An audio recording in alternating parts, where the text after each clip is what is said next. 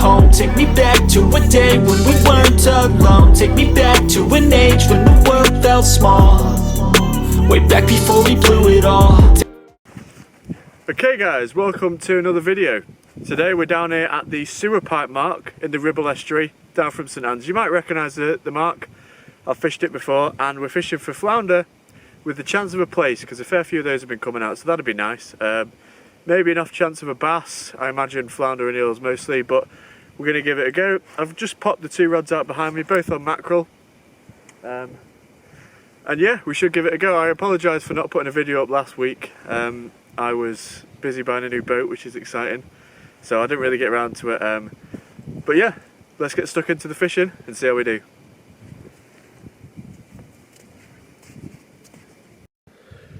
Rig for this session, super simple. We've got a 1 up 1 down with a 3-ounce gripple head there, and all I've done is bait up with these little strips of mackerel. That one's not gone on the hook very well, that's a better one. Little bits of mackerel.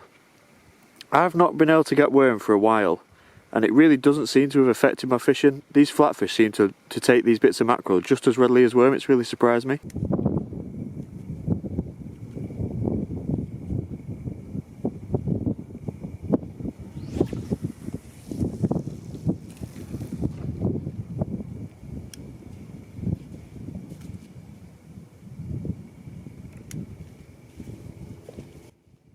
Like I've mentioned in other videos of this nature, a big cast really isn't necessary here, and I fish both rods about the same distance out as 60 yards. I don't give either of them the full blast.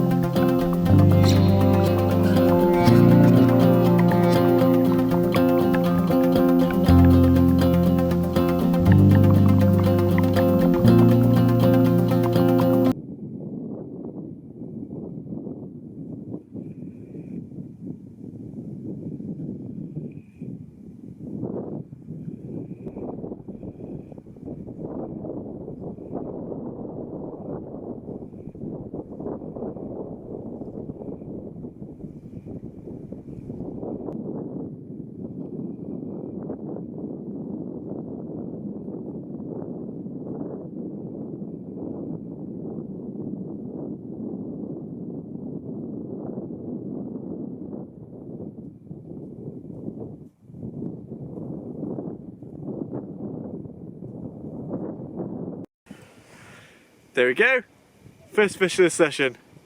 I don't have any scales. I'm going to call this flounder about 1.25 pounds, and I don't think that's too far off. Show you the other side of him, fairly clean fish, beautiful eating size, but I'm going to go ahead and get this one back. Good to get the session kicking off though. Flounder have been one of my most reliable species at this mark, and the only time I've not caught them here really is when the whiting are too thick to get a bait through them.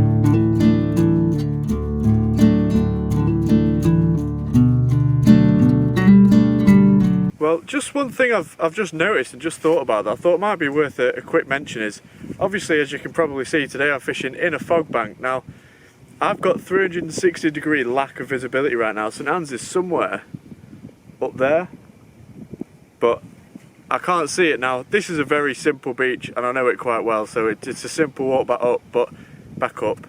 But if you had a beach with, you know, you've got to navigate around gullies and things like that and you don't want to be cut off by the tide, it's probably worth just being careful in fog and making sure you know your way back, because there's going to be a point where I'll be far enough away from the actual estuary that I won't be able to see the sea, but I suspect I won't be able to see land yet, and that could be very disorientating, so just watch out if you're fishing in fog.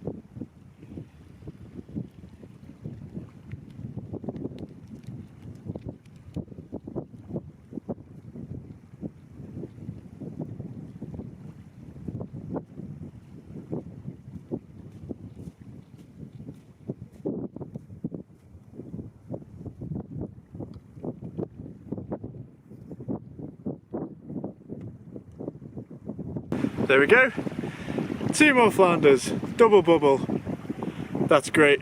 Again, that one's probably just over £1, that one probably just under, but who cares, it's just nice to get some good sport, and I always like getting a double hit. That's great. Again, you could eat these fish. A lot of people sort of, I feel like, think I should be eating these, but I just put them back, I'm not that bothered.